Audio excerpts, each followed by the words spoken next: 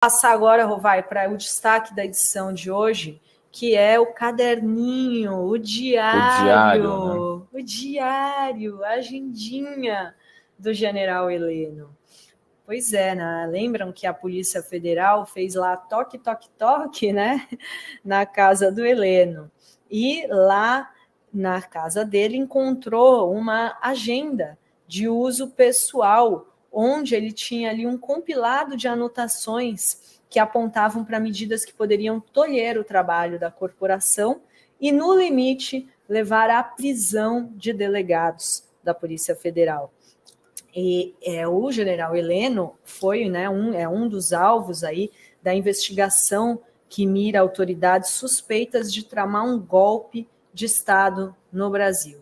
E nessa agendinha ele registrou uma espécie de roteiro que consistia em unir Ministério da Justiça, Advocacia Geral da União e Presidência da República para pretexto de combater supostas ordens judiciais exorbitantes e impedir que a polícia cumprisse determinadas decisões de juízes. Então, ele traçava lá como que a polícia podia se recusar a cumprir decisões, como, por exemplo, do Alexandre de Moraes. Olha só, pelas anotações do ex-ministro do GSI, agora investigado por tramar o golpe, ia funcionar assim. Primeiro, o Ministério da Justiça identificaria uma linha de atuação para a Polícia Federal. Na sequência, instada pela pasta, a AGU apontaria se a decisão judicial seria legal ou ilegal. Imagina, a AGU, Rovai, ia ser usada para dar legalidade ou não à decisão do Ministério da Justiça. Rodri falou em general Heleno, olha quem aparece na tela. Impressionante, velho. Né? O cara ouve o vovô do golpe, já vem até tirando a maquiagem, se enxugando. Gente, não aguento ouvir falar em general Heleno, hein, Henrique Rodrigues? Foi só falar e eu broto, eu apareço. Bom dia, Rovai, bom dia, Vi, bom dia a toda a nossa audiência. Eu estava dando aqui, tirando um pouco do brilho. Fui colocado de surpresa no ar. Vovô do golpe. Mas olha só, aí a AGU ia falar, não, é legal ou não é legal. Aí, por fim, o presidente da República daria força à normativa nova regra, que previa, por exemplo, prender em flagrante um delegado que se dispusesse a cumprir uma ordem judicial que a AGU previamente tivesse elencado como ilegal. Ou seja, a AGU ia falar, não, é ilegal fazer uma busca, né, de mandado de busca em apreensão contra, sei lá, alguém. E prende o delegado. Era só isso que tinha lá no diário do general Heleno. Olha só, aqui tem as fotos obtidas pela revista Veja, do todo o roteiro lá que a gente falou. A AGU ia declarar na Constituição Federal, afirmando sobre a ordem legal. Tá tudo escrito, tudo escrito. E aí depois, termina ali que prisão em flagrante do delegado que se dispuser a cumprir a ordem considerada ilegal pela AGU. Ou seja, ele queria dar um ar de legalidade para uma coisa totalmente, prender delegado em flagrante. E mais um detalhe antes de passar para vocês, que foi contado pelos delegados, pelos investigadores, né, da Polícia Federal, que quando a Polícia Federal chegou, o general Heleno pegou dois pacotes na gaveta e escondeu nos bolsos da sua calça. E depois, no término da diligência, identificaram-se que os volumes se tratavam de R$ 1.400 em espécie. Mas aí, como não se enquadrava no valor que era considerado para o mandado de apreensão, o dinheiro foi devolvido. Mas o general Heleno tentou esconder os R$ 1.400 no bolso. Henrique Rodrigues. Dri, Rovai, o mais maluco nessa história toda, talvez assim, se alguém na audiência da nossa audiência não compreender exatamente o que é a AGU, né, a Advocacia Geral da União, Esse é um órgão do governo federal que serve para defender interesses, defender nos tribunais, como um advogado mesmo. Defender os interesses, por exemplo, do presidente da República, de ministros de Estado, ou interesses da União. Por exemplo, alguém invade uma área pública federal e o governo quer de volta essa área. Quem entra na justiça pedindo a devolução da área para que a União não seja lesada é a Advocacia Geral da União. Literalmente, eles são advogados. Eles estão ali, só que no caso, para defender as figuras principais do governo federal, né, o presidente, o vice, os seus ministros de Estado, e também os interesses do patrimônio da União. Olha o nível de distorção dessa gente. O general Heleno queria colocar este órgão de advogados da União como uma espécie de supremo, porque, na verdade, este órgão olharia uma decisão judicial e diria, ok, essa decisão é válida, ok, essa decisão não é válida. Olha o tamanho da insanidade. Naturalmente, ele queria criar um órgão fantoche, que não teria nenhuma função independente, real, judiciária. Porque quem nomeia o AGU é o presidente da República, e vale a gente lembrar, por exemplo, que quem foi AGU no governo do Bolsonaro foi o ministro André Mendonça, que hoje está no Supremo Tribunal Federal. Então ele queria utilizar um mecanismo do Poder Executivo, a Advocacia Geral da União, para dar legalidade e autorização para medidas judiciais.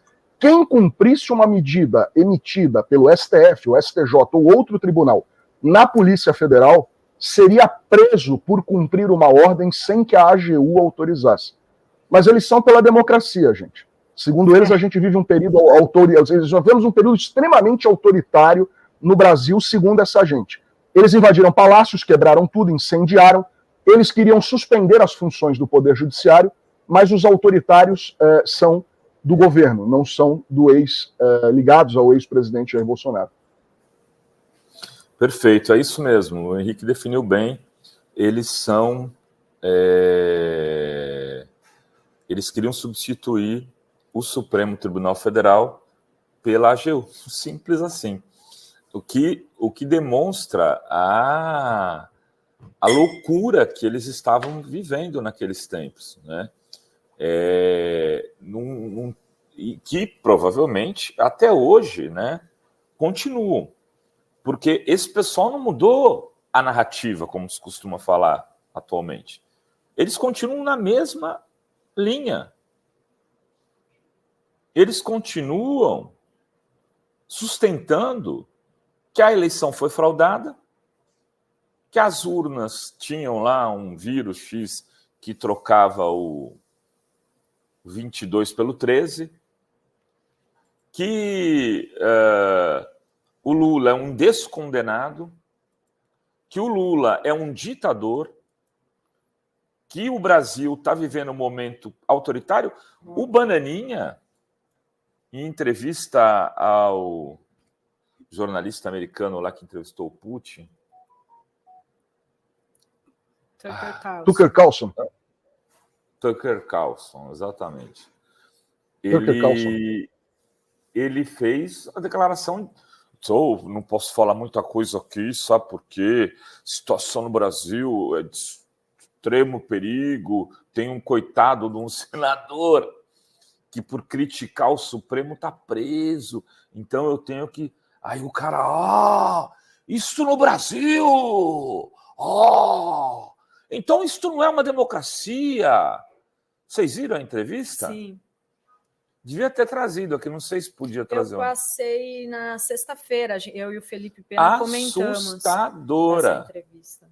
Assustador.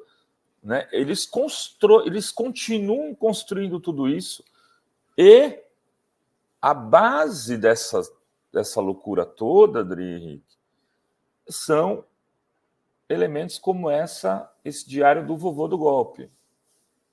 O Fazuelison me respondeu: Henrique, gostou do meu boné? Sensacional, já estou providenciando o meu.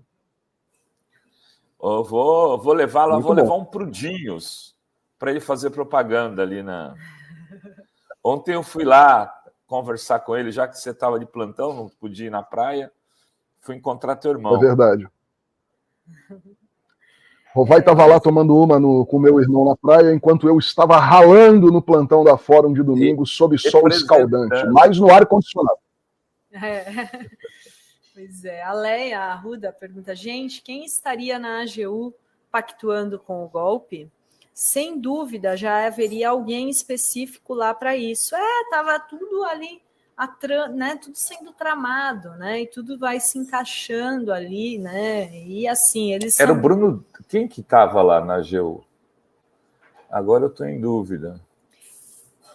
Porque o André Mendonça já tinha saído, eu acho, ele já estava no Supremo. Mas era alguém de confiança deles, né, para fazer esse trabalho ali de, né, analisar as ordens judiciais para ver se eram legais, tipo como se fosse um departamento, né, de censura, né, vamos avaliar se essa pode ou essa não pode, aí se o delegado cumprisse, prisão nele, assim, um absurdo, e já haveria, também concordo com a Leia, estava tudo ali organizado, agora eles são tão assim, né, cabaços, porque tá tudo anotado ali. Isso não é uma prova, gente? Isso é uma prova ali que ele queria, e o crime é tentativa de golpe de Estado, né? Porque como Pedro Serrano sempre explica aqui, o Alexandre de Moraes também explica, por que o crime é tentativa? Porque se o golpe de Estado tivesse dado certo, ninguém aqui estaria noticiando isso. E também não teria o judiciário para estar julgando investigando e condenando as pessoas, porque eles estariam no poder e nós certamente não poderíamos, né, noticiar como eles deram o golpe de Estado, porque o golpe teria sido vitorioso. Então, o crime é tentativa de golpe de Estado e está cada vez mais evidente as provas, né, anotado no caderninho, no diário. É que nem a Zambelli, né, que tinha lá os documentos no seu celular, né, também que foi pego pela Polícia Federal, um mandado de busca e apreensão. Então, assim, as provas estão todas aí, né, Henrique e Rovai.